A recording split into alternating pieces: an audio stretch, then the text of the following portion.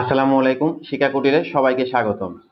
আমাদের MCQ solving সিরিজের আজকে আমরা দেখবো যে 17 নম্বর অধ্যায়ের যতগুলো এমসিকিউ আছে তার ভিতর থেকে মাত্র কয়েকটা এমসিকিউ অর্থাৎ 25টার মতো এমসিকিউ আমরা নিয়েছি। তো এই কয়েকটা এমসিকিউ যদি তোমরা করো তাহলে তোমাদের এই অধ্যায়ের আর বাকি কোনো টাইপ অবশিষ্ট থাকবে না। এই কয়েকটা ম্যাথ যদি বুঝে বুঝে করতে পারো তাহলে এর অধ্যায়ের আর যত সকল এমসিকিউ আছে সকলগুলো তোমরা অটোমেটিক করতে পারবে। আসো এগুলো সমাধান করি। দেখো, 1 নম্বরে বলা আছে কি যে কোন শ্রেণীর নিম্ন সীমা 30 এবং শ্রেণী মধ্যমান 32 হলে ওই শ্রেণীর ঊর্ধ্বসীমা কত হবে। তাহলে কি বলছে যে কোন শ্রেণীর নিম্ন সীমা দেওয়া আছে, মধ্যমান দেওয়া আছে, আর বলছে কি যে উচ্চ সীমা কত হবে। তো শ্রেণীর মধ্যমান আমরা যে সূত্র সেটা কি জানি, শ্রেণীর মধ্যমান কি হবে, শ্রেণীর মধ্যমান মধ্যমান তো শ্রেণীর মধ্যমান মানে কি, ওই শ্রেণীর উচ্চ সীমা যোগ নিম্ন সীমা। তাহলে কি হবে, উচ্চ সীমা যোগ নিম্ন সীমা, নিম্ন সীমা ভাগ কি হবে 2। তার মানে কোন শ্রেণীর মধ্যমান হচ্ছে ওই শ্রেণীর উচ্চ সীমা যোগ নিম্ন সীমা ভাগ কত 2। তো দেখো উচ্চ সীমা কত দেওয়া, নিম্ন সীমা দেওয়া আছে আমাদের কত, শ্রেণীর মধ্যমান আগে দেখো কত আছে 32, আর এই যে 2 এটা ছিল কি ভাগ, তাহলে এই পাশে আসলে কি হবে গুণন 2 ইকুয়াল কি উচ্চ সীমা আমি বের করব, উচ্চ সীমা আমার দরকার, প্লাস নিম্ন সীমা কি দেওয়া আছে, দেখো নিম্ন সীমা দেওয়া আছে তোমার 30, তাহলে কত হয় গুণ করলে হচ্ছে 64, এই যে 30 এপার আছে কি প্লাস, তাহলে এপাশে আসলে কি হবে -30 ইকুয়াল কি উচ্চ সীমা। তার মানে কি উচ্চ সীমার মানটা আমাদের হচ্ছে তোমার কত 34। তাহলে এটা হচ্ছে আমাদের উত্তর যে উচ্চ সীমা এই মানটা হবে কত 34। কোথায় আছে দেখো 34, এই যে ক নাম্বারে আছে আমাদের 34, তাহলে উত্তরটা হবে 34। এরপর দেখো 2 নম্বরে বলা আছে যে কোন উপাত্তের পরিসর 67 এবং সর্বোচ্চ মান কত 85 হলে সর্বনিম্ন মান কত। তাহলে এখন আমাদের আরেকটা সূত্র জানতে হবে যে পরিসর। তাহলে এখানে আমরা কি শিখলাম, শ্রেণীর মধ্যমান, এখন আমরা কি শিখবো পরিসর। তো পরিসর মানে কি, পরিসর হচ্ছে সর্বোচ্চ মান বিয়োগ সর্বনিম্ন মান, এই গোটাটার সাথে +1 করতে হয়। তাহলে পরিসর জিনিসটা কি, সর্বোচ্চ মান বিয়োগ সর্বনিম্ন মান +1। সর্বোচ্চ মান কি আছে দেখো, মানগুলো বসাও, পরিসর দেওয়া আছে কত 67, তার মানে এই মানটা হবে 67 ইকুয়াল সর্বোচ্চ মান কত আছে 85 মাইনাস সর্বনিম্ন সর্বনিম্ন, আর এই যে +1 ছিল ওইটা যদি এই পাশে আনি তাহলে কি হবে দেখো যে -1, একবারে লিখলাম আমরা। তাহলে এটা ক্যালকুলেশন করলে কি পাওয়া যায় 66, আর এখানে কি আছে যে 85 মাইনাস কি সর্বনিম্ন। এবার দেখো এই সর্বনিম্নটা আছে সমানের ডান পাশে মাইনাস, তাহলে বাম পাশে আসলে কি হবে প্লাস, তাহলে সর্বনিম্ন, আর আগে থেকে কি ছিল 85 ছিল, আর এই যে কত আছে 66, এই জিনিসটা তোমার কি ছিল বাম পাশে প্লাস, ওই পাশে গেলে কি হবে -66। তাহলে বিয়োগ করো, বিয়োগ করলে কত হয় দেখো 19। তো দেখো এখানে 19 কোথায় আছে, এই যে আমাদের গ নাম্বার আছে 19, অর্থাৎ এর উত্তর হবে কি গ নাম্বার। 3 নম্বরে বলছে কি যে গণসংখ্যা সারণী প্রস্তুত করতে হলে প্রথমে কোনটি প্রয়োজন। তো গণসংখ্যা তুমি যদি সারণী প্রস্তুত করতে চাও তাহলে তোমার প্রথমে কোনটা প্রয়োজন, দেখো আছে শ্রেণী সংখ্যা, শ্রেণী ব্যবধান, পরিসর, গণসংখ্যা। তো এই জিনিসটা আমি একটা সিরিয়ালে লিখে দিই যে কোনটার পর কোনটার দরকার সেটা। দেখো এই যে আমাদের যে কি বলছিল যে কি করতে হবে, যে গণসংখ্যা সারণী এটা প্রস্তুত করতে হলে প্রথমে কোনটা প্রয়োজন, আমি দেখো কয়েকটা ধাপে ধাপে লিখে দিতে, তোমার প্রথমে লাগবে পরিসর, তারপরে লাগবে শ্রেণী ব্যবধান, তারপরে লাগবে শ্রেণী সংখ্যা, তারপরে লাগবে ট্যালি। এইভাবে আমাদের কি বের করতে হয়, যে কোনো একটা গণসংখ্যা সারণী তৈরি করতে হয়। তাহলে ফার্স্টে আমাদের কি লাগবে পরিসর, তো পরিসর কোথায় দেখো এই যে গ নাম্বারে, তাহলে উত্তরটা কি হবে এটার গ নাম্বার, বোঝা গেছে। এবার আসলে দেখো 4 নম্বরে বলছে কি ধাপ বিচ্যুতি ইউআই ইকুয়াল কোনটি। অর্থাৎ তোমাকে এখানে ডিরেক্ট সূত্র দিছে, এই সূত্রটা তোমরা মুখস্থ রাখবে যে ইউআই সমান কি, যে দেখো কি আছে এই যে এটা যে xi মাইনাস এ ভাগ এইচ। তাহলে এই যে xi টা আছে সেটা আমাদের কি শ্রেণী মধ্যমান, এ হচ্ছে আমাদের আনুমানিক গড়, আর এইচ হচ্ছে আমাদের শ্রেণী ব্যাপ্তি। এরপর দেখো কি বলছে যে অজীব রেখার লেখ আঁকতে ওয়াই অক্ষ বরাবর কোনটিকে ধরা হয়। তো অজীব রেখা মানে কি, একদম যেটা শুধু উপরের দিকে উঠে যাবে, মানে ক্রমযোজিত গণসংখ্যা যেটা থাকে, তাহলে সেটা কি হয়, এই দেখো প্রথমে বলা আছে ক্রমযোজিত গণসংখ্যা, বুঝা গেছে। এরপর দেখো কি আছে, 6 নম্বরে বলছে নিচের কোনটি নির্ণয়ের জন্য ক্রমযোজিত গণসংখ্যা সারণীর প্রয়োজন, মানে কোনটা নির্ণয় করতে হলে আমাদের ক্রমযোজিত গণসংখ্যা লাগবে। দেখো ক্রমযোজিত গণসংখ্যা আমার দুই জায়গাতে লাগে, যে একটা কি আমরা একটু আগে দেখলাম যে হচ্ছে কি অজীব রেখা লেখার জন্য, অজীব রেখা আঁকানোর জন্য আমাদের কি লাগবে, ক্রমযোজিত গণসংখ্যা। আর দেখো এখানে আরেকটা লাগে, সেটা হচ্ছে আমাদের কি, যে মধ্যক। তাহলে আমরা দেখতে পাচ্ছি কি যে আমার ক্রমযোজিত গণসংখ্যা লাগে দুইটা জায়গাতে, যে একটা লাগে আমাদের হচ্ছে অজীব রেখা নির্ণয় করার জন্য, আর আরেকটা লাগে আমাদের মধ্যক নির্ণয়ের জন্য। এই দুইটা জায়গাতে আমাদের কি লাগে, ক্রমযোজিত গণসংখ্যা লাগে। এরপর আসলে দেখো বলছে যে পরীক্ষার নম্বর ও জনসংখ্যা কোন ধরনের চলক। এই জায়গাতে তোমরা অনেকেই কনফিউজ হয়ে যাও যে এত এত মান আমরা মনে রাখবো কিভাবে, আসলে সহজে আমরা এগুলো দেখি। তাহলে দেখো তোমাকে বলছিল কি যে পরীক্ষার নম্বর ও জনসংখ্যা কোন ধরনের চলক, এখানে আছে কি বিচ্ছিন্ন, অবিচ্ছিন্ন, অবিন্যস্ত, বিন্যস্ত। তো এই সকল জায়গাতে দেখো আমি এখানে দুইটা জিনিস লিখছি, যে বিচ্ছিন্ন চলক আর অবিচ্ছিন্ন চলক তোমরা চিনবে কিভাবে, যেহেতু এই দুইটা জিনিস তোমাদের পরীক্ষাতে বারবারই ঘুরে ফিরে আসে, এই জিনিসটা তোমাকে প্রপার কনসেপ্ট ক্লিয়ার রাখতে হবে। তো দেখো বিচ্ছিন্ন চলক কি, যে শুধুমাত্র পূর্ণ সংখ্যা হতে হবে, মানে পূর্ণ সংখ্যা হলে সেগুলো আমাদের কি হবে, বিচ্ছিন্ন চলক। তো পূর্ণ সংখ্যা কোনগুলো আমাদের, যে শূন্য থেকে শুরু করে প্লাস ইনফিনিটি মাইনাস ইনফিনিটি, এই সকল সংখ্যা হলে আমাদের কি হবে, বিচ্ছিন্ন চলক। যেমন কি হতে পারে দেখো পরীক্ষার নম্বর, যে পরীক্ষার নম্বর আবার কি, পরীক্ষার নম্বর হচ্ছে তোমার 5, 10, 15, 20 বা আছে 50, 100 এগুলা, কারণ এখন তো পরীক্ষার নম্বর ভগ্নাংশ হয় না। আবার দেখো কি আছে জন্মসাল, তো জন্মসালে তো কি হয় না, তোমার ভগ্নাংশ হয় না। তুমি কি এরকম করছো যে তোমার হচ্ছে 2003.5 সালে তোমার জন্ম, এরকম তো হয় না। এবার কি আছে শিক্ষার্থীর সংখ্যা, শিক্ষার্থীর সংখ্যা তোমার যেটাই হোক সেটা কি হবে, পূর্ণ সংখ্যা হবে। জনসংখ্যা সেটাও কি হবে, পূর্ণ সংখ্যা। তারপর কি পাখির সংখ্যা, এরকম যতগুলো সংখ্যা আছে সবগুলা কি হবে, পূর্ণ সংখ্যা হবে। আর অবিচ্ছিন্ন চলক কি, যে কোনো বাস্তব মান, মানে বাস্তব জগতে যে কোনো কিছু মান হলেই সেগুলা কি হবে আমাদের অবিচ্ছিন্ন চলক। যেমন কি আছে বয়স, আমার বয়স ধরো এখন বর্তমানে চলতেছে, যে না আমারটা না বলি তোমারটা ধরো বলি, যে তোমার যেহেতু এসএসসি তে তোমরা আছো, তাহলে তোমাদের বয়স মিনিমাম 15 থেকে 16-র আশেপাশে। তো ধরলাম 15 বছর 7 মাস, অর্থাৎ কি 15.7 বছর। তো এটা আমাদের কি ভগ্নাংশ আসছে, সেটা কি বয়স। উচ্চতা কত, ধরো তোমার উচ্চতা 5 ফুট 2 ইঞ্চি, তার মানে কি এই যে ভগ্নাংশ আসতেছে। ওজন, ওজন ধরো তোমার কত 77.3, মানে কি 77 কেজি 300 গ্রাম, যেটা অনেক ওজন। তাপমাত্রা, তাপমাত্রা তো কি আসে, ভগ্নাংশ আসে। তারপর কি প্রাপ্ত জিপে, জিপে কি আসে ধরো 4.5872 এরকম আসে না। তার মানে প্রত্যেকটা আমাদের কি হচ্ছে বাস্তব মান, তবে সেগুলা কি দশমিক থাকতেছে, তাহলে সেগুলো হবে আমাদের অবিচ্ছিন্ন চলক। আর যেগুলো আমাদের কি থাকবে পূর্ণ সংখ্যা, সেগুলো কি হবে বিচ্ছিন্ন চলক। তো দেখো তোমাকে বলছিল কি যে প্রাপ্ত নম্বর, তো প্রাপ্ত নম্বর এবং জনসংখ্যা, দেখো জনসংখ্যা কোনোদিন কি ভগ্নাংশ হতে পারে, হতে পারে না। যদি হতে না পারে তাহলে সেটা কি হবে আমাদের বিচ্ছিন্ন চলক, অর্থাৎ এটার উত্তর হবে ক নাম্বার, বিচ্ছিন্ন চলক। এরপর দেখো বলছে কি পরীক্ষায় প্রাপ্ত জিপে কোন ধরনের চলক। তো জিপে কি পাও, তুমি 5 পাইতেই পারো, সমস্যা নেই, কিন্তু তাহলে তারপরে কি আছে দেখো তোমার হচ্ছে বিচ্ছিন্ন চলক। এখন শুধু কি তুমি পূর্ণ সংখ্যায় পাও, 4.32 পাও না, বেশিরভাগ টাইমে তো ছেলেমেয়েরা ওইগুলাই পায়। তাহলে এটা কি হবে একটা আমাদের অবিচ্ছিন্ন চলক। অবিচ্ছিন্ন কোথায়, অবিচ্ছিন্ন। দেখো তোমরা এখানে দুইটা জিনিস আছে, একটা অবিচ্ছিন্ন আর একটা অবিন্যস্ত।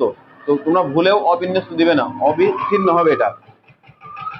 এরপর দেখো বলছে কি যে আয়তলেখ অঙ্কনের জন্য শ্রেণীব্যাপ্তি কেমন হতে হবে। তো আয়তলেখ অঙ্কনের জন্য শ্রেণীব্যাপ্তি কেমন হতে হয়, শ্রেণীব্যাপ্তি তোমার হচ্ছে অবিচ্ছিন্ন হতে হয়। কারণ কি আয়তলেখ যদি আমি আঁকাই, তো তখন কি হবে আমাদের এই যে যে সকল মানগুলা থাকে, এগুলো আমার ধরো একটার মান এখান থেকে এই পর্যন্ত, আর আরেকটা মান তুমি শুরু করছো এখান থেকে এই পর্যন্ত, তো মাঝখানে গ্যাপ থাকলে হবে না। তাহলে বিচ্ছিন্ন থাকলে হবে না, তোমাকে কি থাকতে হবে অবিচ্ছিন্ন, মানে কি কোনো বিচ্ছিন্ন থাকবে না। ধরো এখান থেকে এটা, আবার তারপর এখান থেকেই শুরু করে এটা, তারপরটা ধরো আবার এখান থেকে ছোট এটা, তারপর আবার বড় করে এটা, এইটা। তার মানে এগুলা কি হচ্ছে আমাদের অবিচ্ছিন্ন চলক। মানে আয়তলেখ আঁকাতে হলে কি লাগবে, শ্রেণীব্যাপ্তি অবিচ্ছিন্ন লাগবে। এরপর কি আছে অজীব রেখা অঙ্কনে এক্স অক্ষ বরাবর কোনটিকে ধরা হয়। তো অজীব রেখা বরাবর কি আছে, এক্স অক্ষ বরাবর কোনটিকে ধরা হয়, একটা দেখো দেওয়া আছে গণসংখ্যা, একটা কি শ্রেণী মধ্যমান, একটা শ্রেণী উচ্চ সীমা, আর একটা কি ক্রমযোজিত গণসংখ্যা। তাহলে এটা হবে কি আমাদের, এটা হবে তোমার শ্রেণীর উচ্চ সীমা।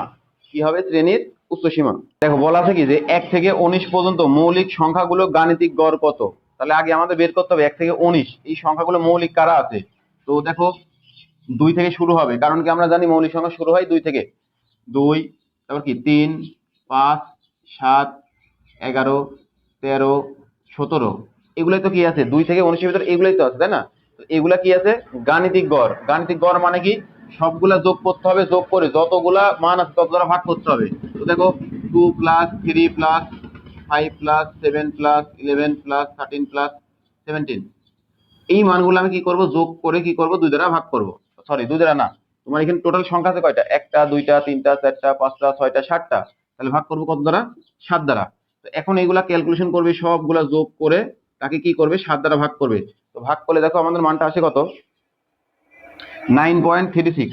তোমরা এটা ক্যালকুলেশন করবে কি আসে 9.36। অনেকেই তাড়াহুড়া করে যেহেতু 9 এখানে আছে তোমরা কি করবে 9.75 দিবে। তো অবশ্যই পরের অপশনগুলোর দিকে তুমি লক্ষ্য রাখবে, না তো তোমরা এগুলা ভুল করবে। এবার দেখো কি বলছে যে কোন গণসংখ্যা নিবেশনে আনুমানিক গড় দেওয়া আছে কত 16। তো আনুমানিক গড় কি দেখো আনুমানিক গড়, আনুমানিক গড়ে কি দ্বারা প্রকাশ করে এ সমান কত দেওয়া আছে 16। দেখো দেওয়া আছে কি বিচ্যুতির গড়। ধাপ বিচ্যুতি মানে কি ছিল আর বিচ্যুতির গড় মানে কি, দেখো বিচ্যুতির গড় এটা কি হবে, এই সূত্রটা তোমরা মাথায় রাখবে যে বিচ্যুতির গড় হচ্ছে সামেশন এফআই ইউআই ভাগ এন। তো এই মানটা দেওয়া আছে দেখো আমাদের কত 1, এটা মান বসাও 1। আর কি আছে শ্রেণী মধ্যমান দেওয়া আছে কত, শ্রেণী মধ্যমান কি দেওয়া আছে 4। আর বলছে কি যে গাণিতিক গড় নির্ণয় করো, তাহলে কি বলছে গাণিতিক গড় ইকুয়াল হোয়াট, এরকম তো, তাই না? তাহলে আমরা কি সূত্র জানি গাণিতিক গড়ের সূত্র, দেখো যে summation xi equal a plus summation fi ui ভাগ n গুণন কত h। এখন যা সেই সূত্রে মানগুলো বসাই দাও। এর মান কি ছিল 16 প্লাস এই যে দেখো আমার সামেশন fi ui ভাগ n, এই টোটালটার মান কি আছে 1 গুণন, তাহলে দেখো কি আছে শ্রেণী ব্যবধান এই সমান কত দেওয়া আছে 4। তো ক্যালকুলেশন করলে কত হবে 16 প্লাস 4 অর্থাৎ এটা 20। তাহলে আমাদের উত্তর কোনটা 20। এইভাবে প্রত্যেকটা সমাধান করবে। তো আমাদের 13 নম্বর প্রশ্নে বলা আছে কি যে 2 10 5 1 0 7 3 4 সংখ্যাগুলোর মধ্যক নির্ণয় করো। তো এখন মধ্যক নির্ণয় করতে কিভাবে, এখানে টোটাল সংখ্যা কতগুলো আছে সেগুলো আগে আমাদের নির্ণয় করতে হবে। টোটাল সংখ্যা কয়টা আছে দেখো 1টা 2টা 3টা 4টা 5টা 6টা 7টা 8টা। তো 8টা তার মানে n সমান কত 8, যা জোড় সংখ্যা। কি সংখ্যা, জোড় সংখ্যা। এখন এই যে মধ্যক এগুলা নির্ণয় করতে হলে আগে আমাদের দেখতে হবে এটা জোড় নাকি বিজোড়। জোড় হলে একরকম, বিজোড় হলে আরেক রকম। তো যেহেতু এটা জোড় তাহলে মধ্যক কি হবে দেখো, মধ্যক হবে হচ্ছে n/2 প্লাস n/2 ও n/2 প্লাস 1 তম পদের সমষ্টি ভাগ কত 2 হবে। তাহলে কি বললাম, যদি জোড় হয় তাহলে সেটা হবে n/2 ও n/2 প্লাস 1 তম পদের সমষ্টি মানে কি যোগফল ভাগ কত হবে 2। তো দেখো এখন ক্যালকুলেশন করো কত n এর মান কত 8/2 ও 8/2 প্লাস 1 তম পদের সমষ্টি ভাগ কত 2, তার মানে কত 4 ও 5 তম পদের সমষ্টি ভাগ কত হবে 2। এখন দেখো 4 ও 5 তম পদ, তার আগে আমার করতে হবে কি এই জিনিসগুলো মানের ঊর্ধ্বক্রম অনুসারে সাজাতে হবে। যদি এগুলো না সাজাও তাহলে কিন্তু আবার হবে না, বুঝা গেছে? তাহলে দেখো এই মানগুলো যদি আমি ঊর্ধ্বক্রম অনুসারে সাজাই তাহলে কি পাবো 0 1, তারপরে কি আছে 2 3 4 5 7, তারপর কি 10, 1টা 2টা 3টা 4টা 5টা 6টা 7টা 8টা।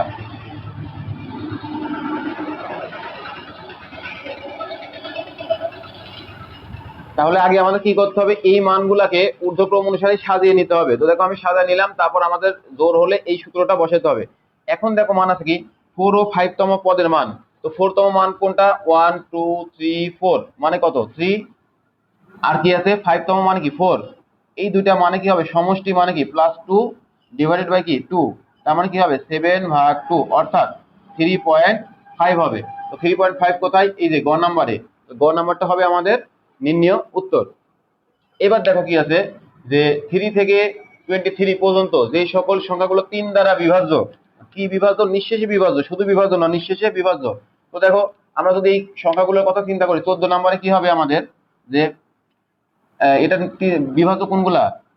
3, 6, 9, 12, 15, 18, 21, তারপর কি আছে 24। তো 24 তো 23 না, এই কয়েকটা মান আমার কি আছে 3 দ্বারা নিঃশেষে বিভাজ্য। এখন তোমাকে বলছে যে এই সংখ্যাগুলার কি নির্ণয় করতে হবে? মধ্যক নির্ণয় করতে হবে। তো মধ্যক নির্ণয় দেখো আগের মতোই, তাহলে এখানে এন এর মান কত? এন অর্থ টোটাল কয়টা? 1টা 2টা 3টা 4টা 5টা 6টা 7টা, 7, যা কি বিজোড়। তাহলে যা কি হবে তোমাদের? বিজোড়। তো এখন দেখো এই যে একটু আগে আমরা মধ্যক নির্ণয় করলাম, যদি জোড় হয় তাহলে এই সূত্র, আর এখন কি করব? বিজোড় যদি হয় তখন মধ্যকটা কি হবে? মধ্যক হবে n প্লাস 1/2 তম পদের মান। তাহলে n এর মান কত আছে? 7 প্লাস 1/2 তম পদের মান অর্থাৎ কত? 8/2 তম পদের মান অর্থাৎ 6/4 তম পদের মান। এটা কিন্তু উত্তরস্থান না, তোমরা অনেকেই ভুল করে উত্তরস্থান দাও, এটা কিন্তু উত্তরস্থান না, এটা 4তম পদের মান। তো দেখো এই জিনিসগুলা আমরা 4তম পদ কোনটা? যে 1 2 3 4 অর্থাৎ কত? 12। তাহলে এই যে 4তম পদের মান 12, তাহলে মধ্যক কত হবে? 12। এটা হচ্ছে আমাদের অ্যান্সার। তাহলে এই যে দুইটা তোমরা এইভাবে সবগুলো মনে রাখবে যে যদি আমাদের এরকম থাকে অবিন্যস্ত, তাহলে কি হবে?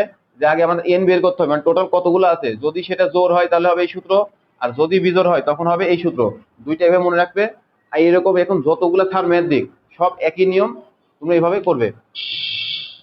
এরপর দেখো কি আছে যে আমার কিছু মান দেওয়া আছে, বলছে কি উপাত্তগুলোর প্রচুরক কত। তো প্রচুরক মানে কি? একটা জিনিস মাত্র দেখো, প্রচুরক মানে কি? প্রচুর পরিমাণ আছে, প্রচুর মানে কি? অনেক বেশি আছে। তো দেখো এখানে সব থেকে বেশি কোনটা? 9 আছে একবার একবার, 7 আছে দুইবার, 10 আছে একবার দুইবার তিনবার, আর 15 আছে দুইবার। দেখো সবগুলো মোটামুটি একবার অথবা দুইবার আছে, শুধুমাত্র আমাদের কি 10 আছে তিনবার। তার মানে 10 সর্বাধিক বার আছে, তাহলে এটা আমার প্রচুরক হচ্ছে কত? 10। তাহলে যে মানটা আমাদের সর্বাধিক বার থাকবে সেটা হচ্ছে আমাদের প্রচুরক। অজীব রেখার ক্ষেত্রে নিচের কোনটি সঠিক? তো অজীব রেখা মানে কি? দেখো সবসময় আগের সাথে মানে উপরের মানগুলোর সাথে নিচের মানগুলো যোগ করে লিখি না আমরা? উপর থেকে যে যেটা সেগুলো যোগ করে ডান পাশে লিখি, তার মানে কি সবসময় মানগুলা বৃদ্ধি পেতে থাকে, তার মানে এটা কি সবসময় উপরে উঠবে। তো উপরে যদি উঠে তো উপরের মান কি? দেখো ঊর্ধ্বগামী, উপরেরটা কি হবে? ঊর্ধ্বগামী। এরপরে দেখো প্রশ্নটা আমাদের কি আছে, তোমাদের দেওয়া আছে কি যে এল সমান 48, এফসি সমান এত এত এত, এই মানগুলো দেওয়া আছে, দিয়ে বলছে কি মধ্যক নির্ণয় করো। এখন বলো মধ্যকের সূত্র কি? আমরা জানি মধ্যক সমান কি? এল প্লাস n/2 মাইনাস এফসি গুণন এইচ ভাগ এফ এম, এটা না সূত্র? এটা কি মধ্যকের সূত্র। দেখো একটু আগে আমরা দুই ধরনের মধ্যক শিখছি, আর এখন আরেকটা মধ্যক। তো ওই দুইটা মধ্যক আমার কখন হবে? যখন অবিন্যস্ত থাকবে তখন আমাদের ওই দুইটা হবে, যোগ থাকলে একরকম বিজোড় থাকলে আরেক রকম।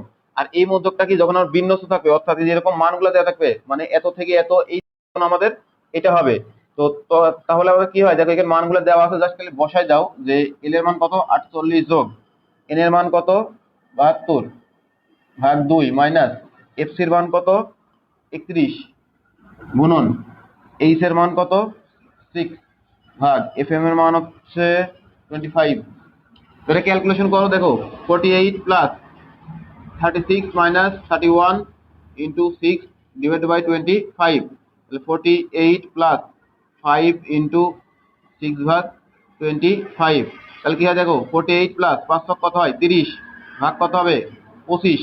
তার মানে 48 প্লাস, দেখো 30 ভাগ 25, এটা যদি ক্যালকুলেটর নাও থাকে তোমার কাছে তাহলে তুমি বের করতে পারবে, কারণ কি এটা 25 এর তুলনায় কি সামান্য বড় না? তাহলে এই মানটা হবে কি 1 পয়েন্ট সামথিং। ধরো আমি মুখে মুখে যদি করি তাহলে 1 পয়েন্ট কিছু একটা হবে এখানে, তাহলে এটা যোগ করলে কত হয়? 49 পয়েন্ট কিছু একটা হবে। তাহলে দেখো ওই মানটা কোথায় আছে? 49, এই দেখো 49.2, তার মানে এটা বোঝাই যাচ্ছে এটা কি হইতো তোমার 1.2, আর এখানে কি হবে? 49.2 হবে। বোঝা গেছে? তো এইভাবে তোমরা বের করবে, তাহলে ক্যালকুলেটর না চেপেও তোমরা কি করতে পারো? উত্তরগুলা বের করতে পারবে। এবার আসো 18 নাম্বার। এখানে অনেকগুলো ম্যাথ একসাথে দিয়ে রাখছে, বলছে কি যে এই একটা তোমাকে তথ্য দেওয়া আছে, বলছে কি এর মধ্যক এত।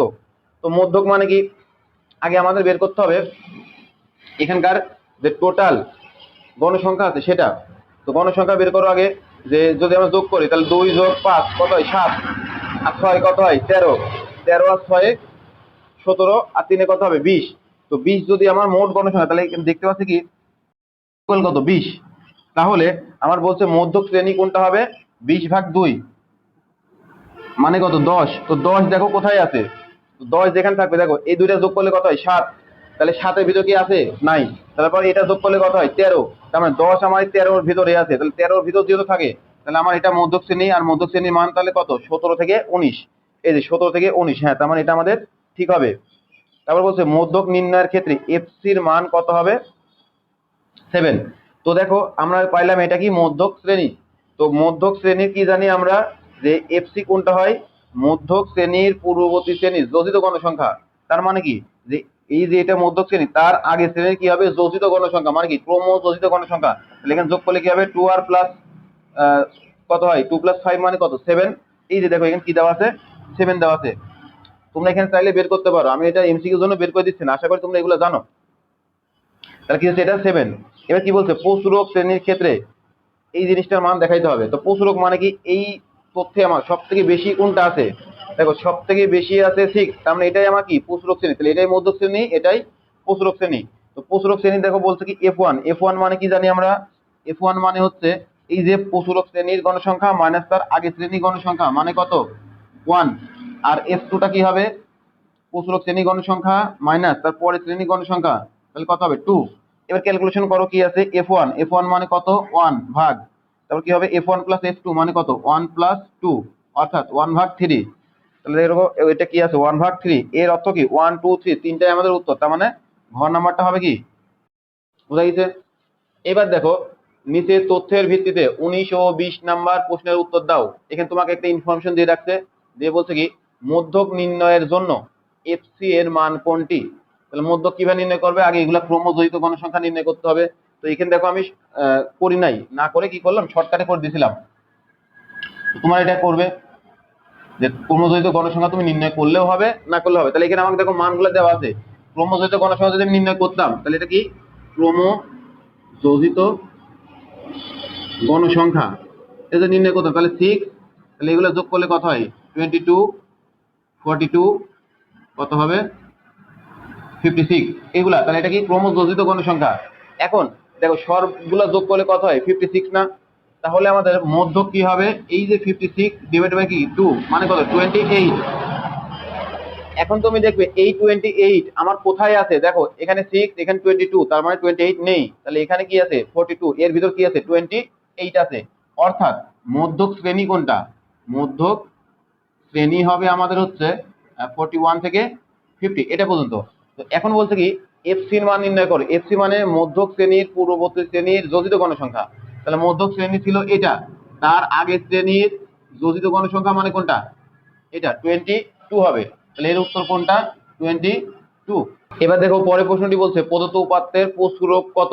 তো প্রচুরক মানে কি বলছিলাম সব থেকে বেশি যেটা আছে, বেশি কোথায় আছে 20 এখানে আছে, তার মানে কি 41 থেকে 50 এই ঘরে আছে। এখন বলছে কি প্রচুরক কত, প্রচুরকের সূত্র কি, প্রচুরক প্রচুরকের সূত্র হচ্ছে আমরা জানি যে L plus F1 divide by কি F1 প্লাস F2, এটাই তো তাই না, গুণন H। তো এখন দেখো L মানে কি প্রচুরক শ্রেণী কোনটা আছে সব থেকে বেশি আছে কোথায় 20, তার মানে এখানে কত 41 থেকে 50। তো L মানে কি ওই প্রচুরক শ্রেণীর নিম্ন সীমা, তার মানে কত 41 থেকে 50 এর নিম্ন সীমা কত 41। তারপর কি আছে F1, F1 মানে কি প্রচুরক শ্রেণী গণসংখ্যা মাইনাস তার আগের শ্রেণী গণসংখ্যা অর্থাৎ 20 - 16, তাহলে কত হবে 4। আর F2টা কি হবে প্রচুরক শ্রেণী গণসংখ্যা মাইনাস তার পরের শ্রেণীর যে গণসংখ্যা আছে কি 14 এটা, তাহলে কি হবে 6। আর H মানে কি শ্রেণী ব্যাপ্তি, দেখো 21 থেকে 30 অর্থাৎ কত 10 আছে না, তাহলে এর মান কত হবে 10। বসা যাও 41 প্লাস 4 ডিভাইড বাই কি 4 প্লাস 6 গুণন 10, তাহলে কত হয় 41 প্লাস 7 10 কত হয় 40।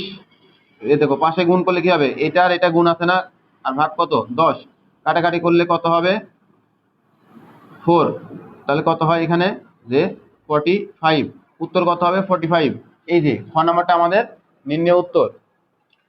এরপর দেখো 21 নম্বরে বলা আছে কি এই শ্রেণীর মধ্যমান কত হবে। মধ্যক দেখো বলছে কি, প্রশ্নটা ভালো করে পড়ো, আমি মিস্টেক করছিলাম। মধ্যক শ্রেণীর মধ্যমান কি বলছে, মধ্যক শ্রেণীর মধ্যমান, তার মানে তোমাকে আগে মধ্যক শ্রেণী বের করতে হবে, তারপর তার মধ্যমান বের করতে হবে। তাহলে জিনিসটা কি হয় দেখো, তাহলে দেখো এই মানগুলো যদি আমরা যোগ করি তাহলে কত হবে, 7 আর 3 10, 18, 28, 30, 34 না, তার মানে n এর মান কত হবে দেখো, n ইকুয়াল কত 34। তাহলে এটা যদি আমরা ভাগ করি 2 দ্বারা তাহলে কত হবে 17। এখন দেখো এখানে 17 কোথায় আছে, এই দুটো যোগ করলে 10 আর 8 যোগ করলে কত হবে 18, তার মানে 17 এর ভিতর আছে, অর্থাৎ এটা হচ্ছে আমাদের মধ্যক শ্রেণী। তাহলে মধ্যক শ্রেণী কোনটা, 30 থেকে 34। আর এটা আমাদের কি নিম্ন সীমা, নিম্ন সীমা, আর এটা হচ্ছে আমাদের উচ্চ সীমা, উচ্চ সীমা। আর তোমাকে বলছে কি এই মধ্যক শ্রেণীর মানে কি 30 থেকে 34 এর মধ্যমান নির্ণয় করো। তো মধ্যমান মানে আমরা প্রথমে শিখছি উচ্চ মান যোগ নিম্ন মান, তাহলে কত হবে, এটা ভাগ কত 2, তাহলে কত হয় 64 ভাগ 2 মানে কত 32। তো দেখো 32 কোথায়, এই যে এটা খ নাম্বার, এটা হচ্ছে আমাদের উত্তর। এরপর দেখো বলছে প্রচুরক নির্ণয়ের জন্য এত এর মান নির্ণয় করো। তো প্রচুরক মানে কি দেখো সব থেকে বড়, সব থেকে বড় কোথায় আছে, এই যে 20। এটা হচ্ছে আমাদের কি প্রচুরক শ্রেণী। প্রচুরক শ্রেণীর মান কত 55 থেকে 59। তাহলে কি হচ্ছে এটা প্রচুরক শ্রেণী।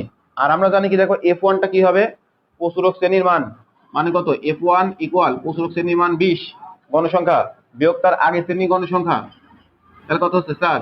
আর F2 এর মান কত, প্রচুরক শ্রেণীর গণসংখ্যা বিয়োগ তার পরের শ্রেণীর গণসংখ্যা, তাহলে কত হয় দেখো 7। এখন বলছি এই দুটার মান নির্ণয় করো, তো বের করো যে F1 ভাগ কত, F1 প্লাস F2, F1 এর মান কত 4 ভাগ কত 7, 4 ভাগ 11, এটার মান কত আসে দেখো, কি আসবে 0.36। অর্থাৎ কি আমাদের ঘর নাম্বারটা কি উত্তর। বুঝা গেছে, এইভাবে আমাদের প্রত্যেকটা ম্যাথ করতে হবে। দেখো আমাদের আর লাস্ট 3টা এমসিকিউ আছে। 23 নাম্বার এমসিকিউ তে বলছে এই একটা মান দেওয়া আছে, বলছে কি এই সংখ্যাগুলো গাণিতিক গড় নির্ণয় করো। তো গাণিতিক গড় মানে কি, গাণিতিক গড় হচ্ছে প্রত্যেকটা যোগ করতে হবে, যোগ করে যতটা সংখ্যা আছে তত দ্বারা ভাগ করতে হবে। যেমন দেখো এখানে কি আছে, এই যে মানগুলো আছে এগুলো যদি আমি যোগ করি তাহলে কত হবে 9 যোগ 17 যোগ 11 যোগ 20 যোগ 19 যোগ 10 যোগ 15 যোগ 12 যোগ 13।